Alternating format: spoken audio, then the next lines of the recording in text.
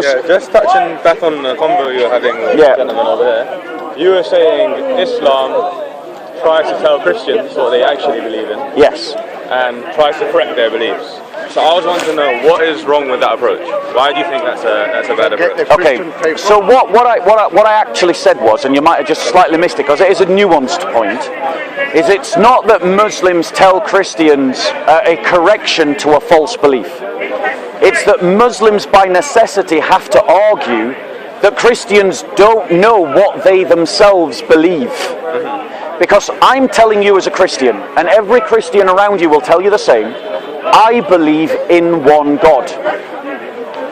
But the Quran says I believe in three gods. And so Muslims say that I don't understand what I mean when I say I believe in one God. So what I really mean is I believe in three gods. And they have to say that because that's what the Quran tells them. And what's wrong with that approach? Right.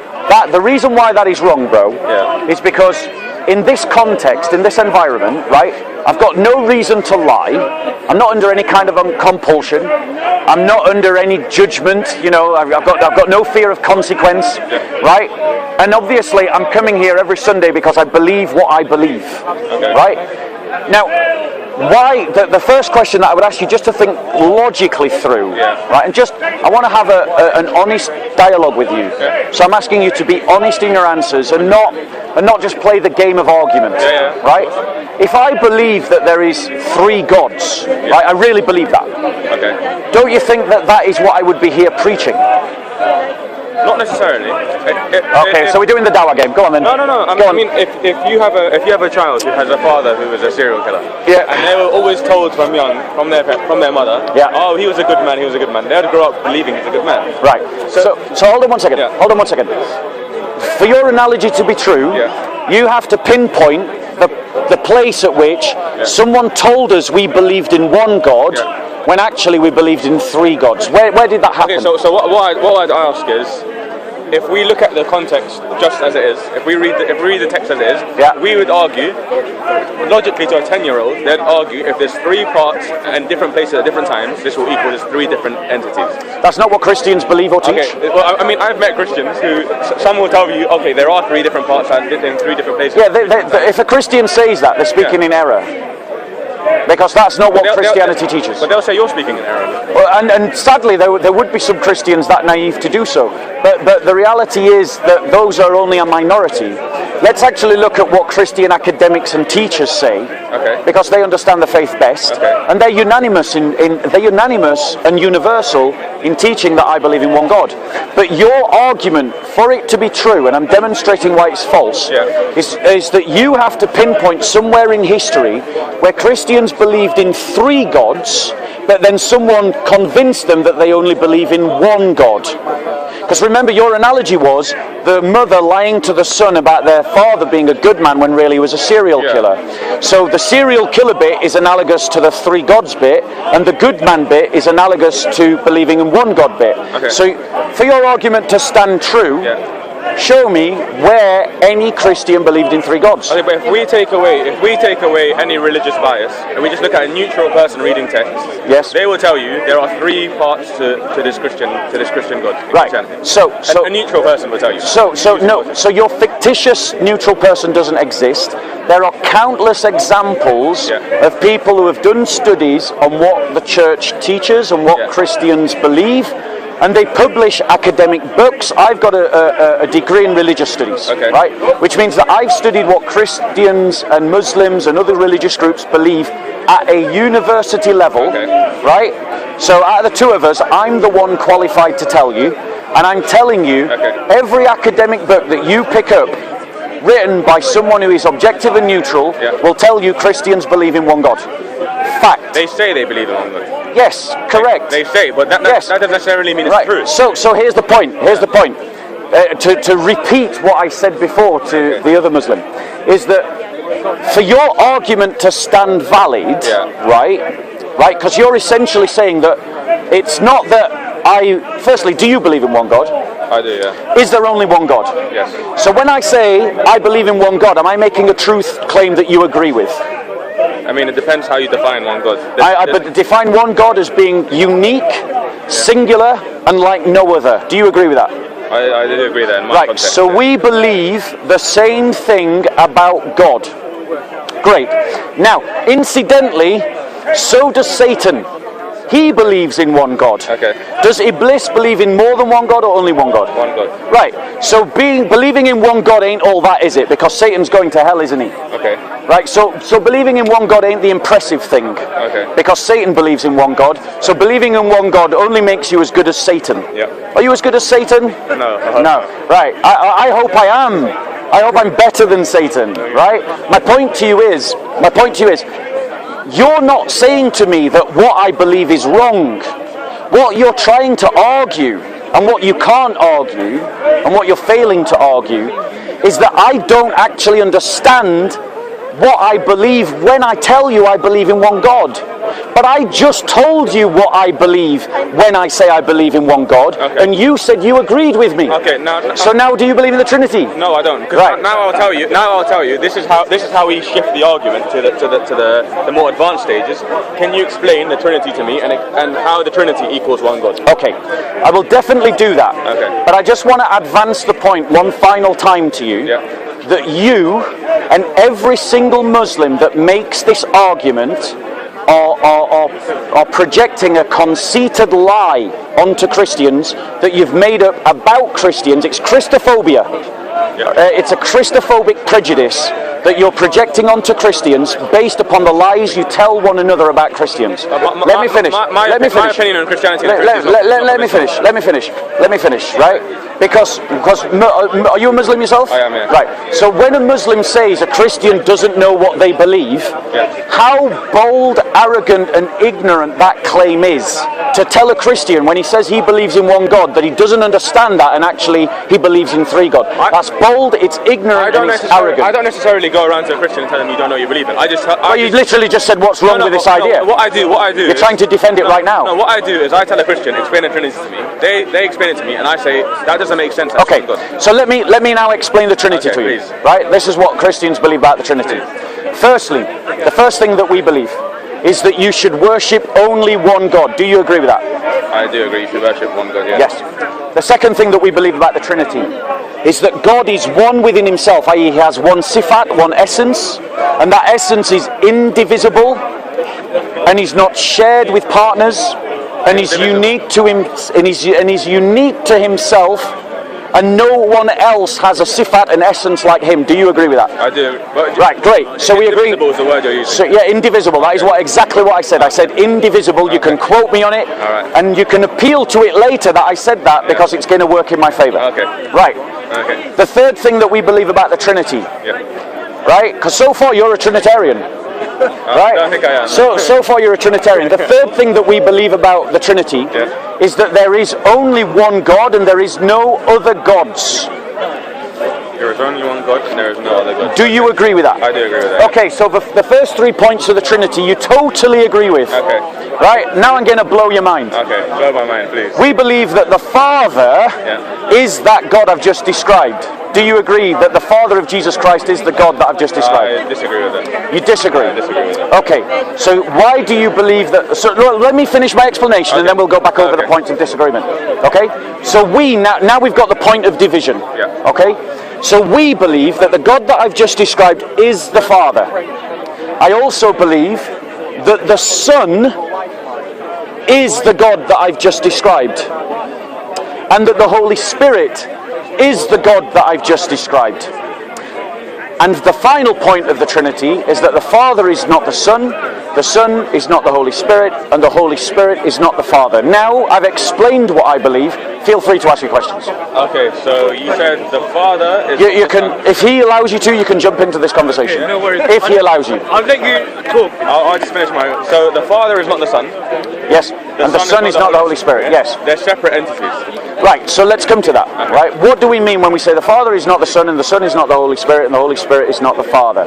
What we mean by that is that each person of the Divine Trinity has attributes that are unique to himself. Okay. So the Father is unbegotten, the Son is begotten, and the Spirit spirates. Okay. The Father doesn't spirate, he's not begotten. The Son is begotten, but he doesn't spirate. And the Spirit is spirates, but he's not begotten. But only the Father is unbegotten. So wait, let me just pad this out for you. Okay. Because you accept this idea that 1 can be 3 and 3 can be 1 every single day of your life, and you never question it. You've never even thought to question it. Say that again? You accept this idea that 1 can be 3 and 3 can be 1 every single day, and you never question it. And I'm going to demonstrate. I'm going to give you multiple examples. Okay. Multiple examples. Firstly, though, let's understand the logic of maths, because that's really important. Yes, I love that. Great. If you count something in one way and it's 1, but then you count it in another way and it's 3, because you haven't counted it in the same way, there is no logical contradiction in saying that it's 1 in one way and 3 in another way. Example, dimensional space. Okay. Right now, you're stood in 3-dimensional space. Okay. X-axis, Y-axis, Z-axis. Okay. Each axis is distinct from the other 2 axes. Yeah. But each axis has the property of being an axis in 3-dimensional space. Okay. So in one way, they're all the same thing, but in another way, they're different things. And you experience that every day, and you never think to question it. But that's a rule of measurement. We're talking about being in a different place at a different time. Right, so go on. So come to your argument. So if you're telling me the Son, the Holy Spirit, and the Father are all part of one God. No, I didn't say part. I was very clear not to say part. They're all one thing. I said the Father is God, the Son is God, and the Holy Spirit is God. All 3 of them are God. Correct. Okay, so when the Father, basically 3 in 1. 3 in 1. Yes. Yeah, the 3-dimensional space. It's an example of 3 in 1. You experience 3-dimensional space, and by the way, it isn't just a measurement; it's a reality. You're literally a 3-dimensional creature in 3-dimensional space, moving through 3-dimensional space and time. And the reality is, you never say, you don't try to dodge the dimensions. You don't try and step over the dimensions. You experience them as one. They're one reality. But the X, the Y, and the Z axes are all distinguishable. Okay, so if we go back to the Father, the Son, and the Holy Spirit. Being God. So when the Son was on earth, yes. Where was the Father? Great. The Father was in heaven. Okay, so they're both God, the Son and the Father. Yes. So there was God on earth and God in the heavens. Right, so God was on earth, God was in heaven. Not that there was a God on earth, not that there was a God in heaven. You see, this is the thing, you're repeating the error of the Quran, you're inserting the a where no a belongs. No, the is coming from logic. It's not logic. It's bad logic. It's bad logic. Very good logic. It's bad logic. But I mean, the problem for you is your own hadiths talk about Allah descending to the lowest heaven. Now, but the same hadiths tell you that Allah is above His throne. So now, one second. So if Allah is below His throne, how can He also be above His throne? I'm free. Do you reject hadiths? No. So my school of thought. Are you Shia, Sunni or Shia? I'm Sunni, but we're Ash'ari. Ash'ari. Our school of thought is metaphoric. Meaning. Right. Okay. So you don't buy into the Salafi stuff. We're not literals. No. Okay. So when you say that Allah descends to the lowest heaven, we don't mean this literally, because we don't put Allah with a movement with space. Okay, that's fine. So I will be fair now, and I want you to be fair. So I'm going to engage in how you describe Islam. Okay. What I'm asking you to do is to engage with how I describe Christianity, and not to reword how I describe Christianity to suit you. No problem. So when I said the Father is God on earth, so the Father is God in heaven and the Son is God on earth, I didn't say God. Okay. So you shouldn't either. Okay. I'll take away the Thank you. Okay. So when the Son was on earth, yes, He was God. Yes. And when the Father was in the heavens, He was God. Yes. So the God was in 2 places at one time. Correct. So when the Son was praying to God, who was He praying to? Right, great question. Yeah. So firstly, there's no problem with the idea that God can be in 2 places at the same time. The divinity of the Son is the same as the divinity of the Father. It was the Son that was incarnate on earth, and it was the Father in heaven. This does not imply some kind of division. So if you've got that image in your mind, get rid of it, because that's not what I believe, it's not what I'm saying. Okay. Right, and you're engaging with what I say. Okay. So it is the same God, the same divinity that is on earth and in heaven. And that's not a problem. God can do that. God's not limited. We can't do that, but God can. Now, In fact, I even forgot what I was going to go on to say from after that. So I'll let you continue. So when the Son. Oh wait, sorry. You asked who the Son was praying to. Yes. Do you want me to answer that? Yeah. Go. Right.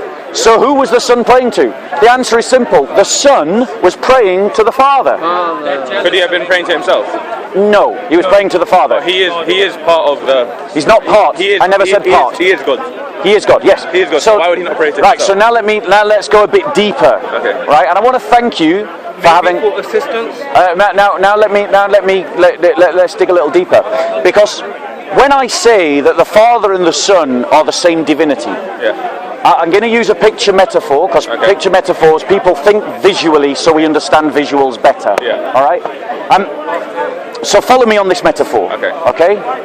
Imagine in your mind a giant mountain, and inside the mountain is an infinite reservoir of water. Yeah. Okay? And that infinite reservoir of water breaks out on the east side and breaks out on the west side of the mountain, and then doth flow two rivers. Okay. Would it be fair for me to say that there, in one sense, there's three things here: River A, the source of River A, and River B, which also has the same source as River A.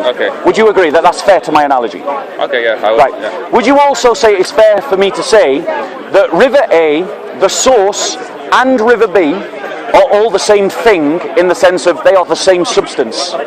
They're all H2O. Is that fair to my analogy? Yes. Right. So when we say that Father, Son, and Holy Spirit are not the same, it's analogous to this idea of the river and the two rivers and the source. Each river is distinguishable, like each of the persons is distinguishable, but the thing that they are is one and the same. But you've just labelled them as two rivers, so you're saying there's more than one river. And if you remember at the earlier point of our conversation, I said if you count something in one way, and then you count the same thing in another way, there's no logical contradiction. If we ask the question, to my analogy, what is the substance of the two rivers and the source? The answer is one, H2O. Yeah, okay. But if we say, well, how many objects do we have here? The answer is three, two rivers and a source. Okay. So now coming back to the Trinity, when we say how many divinities there are, how many gods there are, we say one because they all have the same substance. But then we say there are three because they are Father, Son, and Holy Spirit. Okay, so if we were to use your analogy that the two rivers and the source are the same thing, would they all have the same components? What do you mean by components? Like, would they all be made of the same things, have the same limitations, have the same abilities? These three sources, because they're from the same source, yes, would they all be equal? Yes, they would all be equal in their divinity. Okay, so when the Son was on earth, yes, did he have the same knowledge as the Father? Yes. Did he have the same knowledge as the Holy Spirit? Yes. So when he was praying to the Father and asking the Father why he was forsaking him, what did he mean by that? If he had the same knowledge. So the verse that you're quoting is when he was asked about the day of judgment, and Christ said, "No one knoweth the day or the hour, nor the Son, nor the angels. Sorry, nor the angels, nor the Son. Only the Father knoweth." Right. So that's the passage you're quoting. No, that really is the passage you're quoting. Oh, is it? Yes, it really is. I know this script very well. So now let me reply to that script. Okay? Because this series of questions, every Muslim asks them. I hear them every week. Okay. So the first problem that you've got there is that in Islam, right, you have the same concept of limitation of attributes. The shank, the veil of Allah, the veil of light that surrounds Allah, according to your hadiths, limits the glory of Allah, because if it was removed, that glory would burn up the whole of creation as far as Allah could see, which is another way, a metaphorical way of saying everything would be burnt up by the glory of Allah. But that glory of Allah is limited by the veil of Allah, that veil of light, right? Okay. So you have a concept in your religion of Allah limiting his attributes. Now what we are saying about the incarnation is that the humanity of Christ limits the glory of Christ. It limits the full possession of the divinity from being displayed. And this is true of his knowledge. So when I said, does the Son have the same knowledge of the Father? I meant it. The Son really did have the same knowledge as the Father. But in his humanity, did he have access to all of that knowledge? Did his humanity have access to the infinite reservoir of knowledge that God has? And the answer to that is no. In theory, he should be. No, because of the incarnation. Because when Christ takes on a humanity, he takes on limitations. Limitations in time, limitations in space, and limitations in ability. Remember, you have the same concept of limitations in your hadiths. I can't give you an answer because I don't know about the limitations. But as far as I'm aware, from my teachings, God has no limitations. Let me give you another example, another picture metaphor, because these help. Okay. Right? Imagine you're in the great vacuum of space. It doesn't matter how. Maybe you're Superman. Maybe you're in a spaceship. However works best for you. And you're looking at the giant plasma ball that is the sun. And you see the sun in all of its glory and all of its fire and fury, all of its majesty. And then someone draws a curtain and suddenly you can't see the sun at all. But then someone else comes along and they just cut a little slit in the curtain and suddenly the light of the sun starts to stream in. Yeah. Is it fair to say that what you're seeing through that slit is the light of the sun? Yes. Is it also fair to say that you're not seeing the sun in all of his glory? Yes. And that is exactly what we're saying about the incarnation. When you see Christ, you're seeing the sun in the limited glory. The knowledge was present with him on earth, in his person, in his body. But that's what I have a problem with. Right, but you don't... Limiting... Okay, you said the Father and the Son are both God. Yes. So how can one God limit the other God? Right. So firstly, we're not saying that one God limited the other God, because what you've just tried to suggest there is that there are two gods. No, and that's not what we believe. You told me there was a God on earth. Yes. And there's God in... Which is the same God, and I want to make sure that you're crystal clear about that in your mind. I understand what you mean. So let's say the person in heaven, the Father, the person of the Father limiting the person of the Son. Let's get our language correct. The body of the Trinity. Over the other, it is that the three act together as one. All of their actions are one. So when Christ takes on a limiting humanity, that is not the Father imposing an act on the Son. It is the Father, the Son, and the Holy Spirit limiting the humanity of the Son. Limiting of God does not befit the characteristics of God. So why, according to your hadiths, is the glory of Allah limited by the shank of Allah? I told you I'm not familiar with that verse. Right. I can't comment. It's in your hadiths. I can't comment on that. It's in your hadiths. Well, no, unless just think with me, right? I'm telling you that this hadith is there. Yeah. I can show you the hadith with the references if you need me to. Yeah. Just deal with that. You're saying that it is unbecoming for God to have a limit placed upon him. Yeah. So why does Islamic sources put a limit on Allah? I don't know if they do. I'm not familiar. I'm just right. Unless you're willing to accuse me of being lying, do the thought experiment with me. Imagine that there is this source that says that the glory of Allah is veiled. I don't do hypotheticals. Right, I'm going to get out the hadith then and show you. Fine. You should be slaughtered by now. It's a Palestinian. Right. Bro, my point to you is, bro, I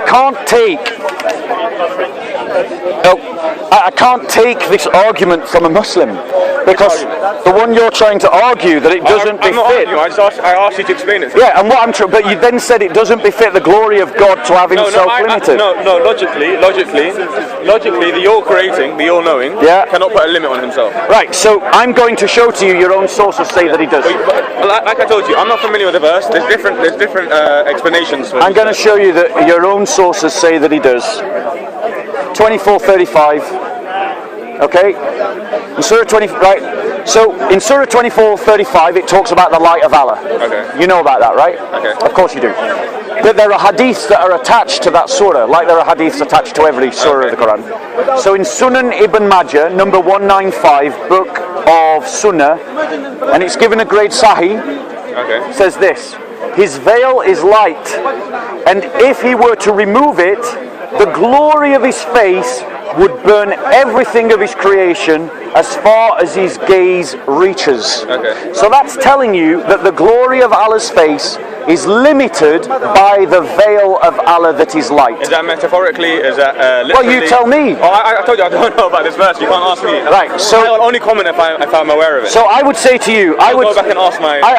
Yeah, you come back to me when you have. Yeah. But my point to you is, I can't take this argument from you When your own sources are saying that the glory of Allah is limited. We weren't debating my beliefs. We were debating whether God can put but you said it was unbecoming. No, but take me as someone who's coming to you neutrally with no religious ties. You're not neutral, and you're not neutral. You're coming as a Muslim, and that's fine. I've come to you. I'm from a logic standpoint. No, you've come from a Muslim logic, and it's often illogical. I actually haven't. Right. Okay, but let's continue, because I want to show to you something again, that you have no problem with this idea of limits of knowledge. Okay? Because as Christians, we say that Christ became fully human. He became like us in every way. Right? As a human being, you will have knowledge that is in your possession that you don't have access to. Okay? There are two examples that I can give to demonstrate this. Okay. First one, when you come into your house, you put down your car keys, you forget where you put your car keys, and then your wife asks you, where did you put the car keys? And you go, I don't know. Yeah. And then an hour later you remember, and you go, hey, I remembered where the car keys are. That knowledge was always with you, but when you said, I don't know, you weren't lying. Because you didn't have access to the knowledge. A human weakness. Exactly, and Christ took on human weaknesses. That's what we believe. So God weakened himself to the level of a human? No, God took to himself a humanity that was weak. We do not say, let me give you another analogy to help you, right? Another picture metaphor.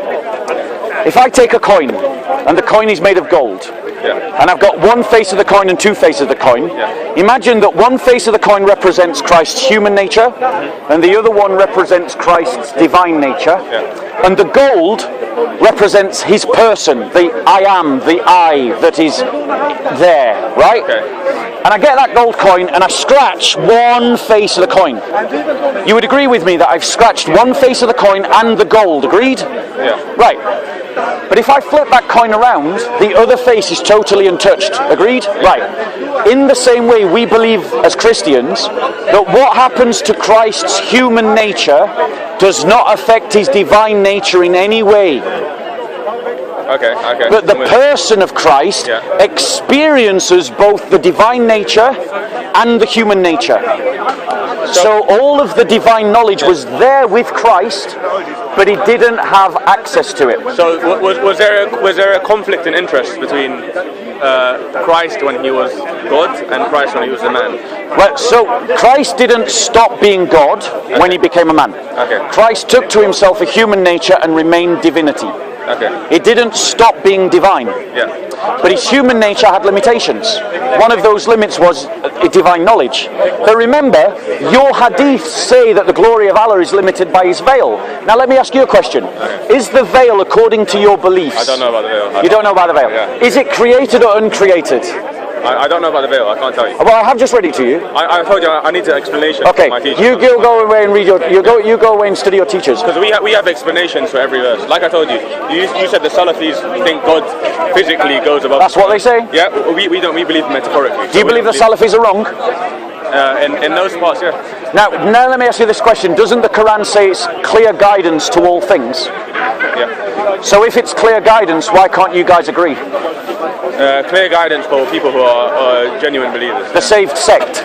Genuine believers, yeah. Are Salafis genuine believers? I need to understand. Obviously, there's different. Salafis come in different forms and shapes. Just generally, are Salafis Muslims? I don't want to comment. Would you give them the salam? Yeah. Right. So that means do you see him as a believer? I need to look. No, if you look more into. Bro, I know your fiqh better than you do. If you give your salam to another person, you're forbidden. It's haram to give salam to someone who's kafir. So if kufr, sorry. So if you are saying that you'd give the salam to a Salafi, you're saying that the Salafi is a believer. I'm not the most pious Muslim, so it doesn't matter. I'll give salam to. Right, generally. Yeah, generally. Would you give it to me? Yeah, fair enough. You know, it's good. Yeah. Okay. Wassalamu alaikum.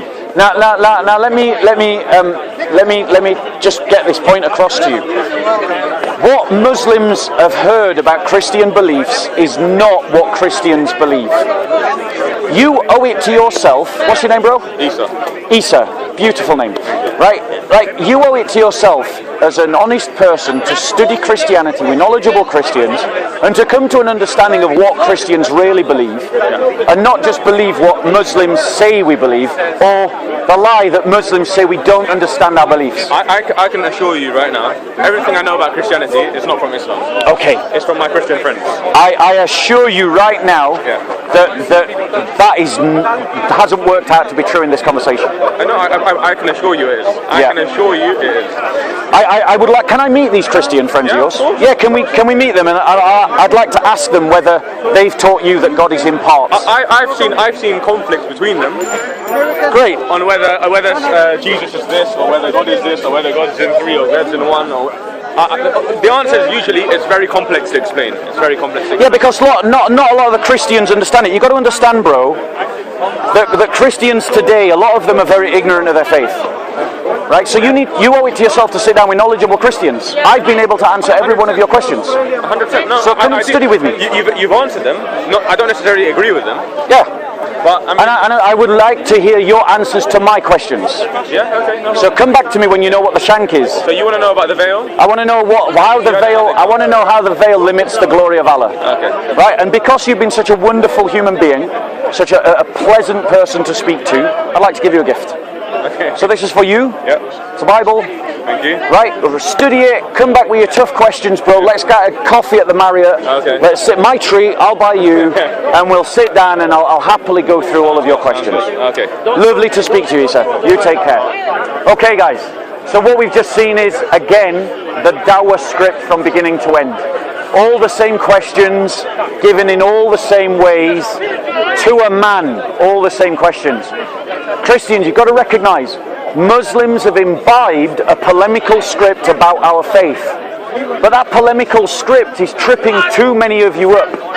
And it's tripping too many of you up because you have not studied the faith. Your fellowships need to be teaching apologetics. Your fellowships need to be cultivating firmness and steadfastness and strength in belief in our faith as Christians. Because it's only when we do that we'll be able to take on the Dawah script. As you've just seen, it can be beaten, it is beaten. And Muslims often attack us upon lines that if you just study it and flip it round on them, their own beliefs stumble and fall.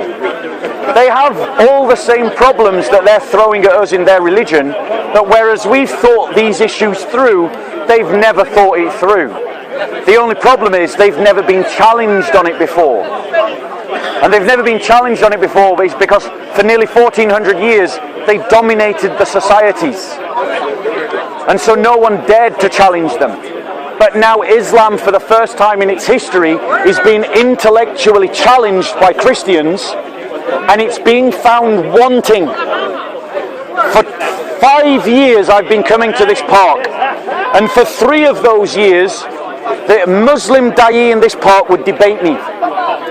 But we Christians, Jay Smith, Hatun, myself, Paperboy, Ben, when he was here before he went and sulked, and other Christians, we've beat the da'i in all of their arguments.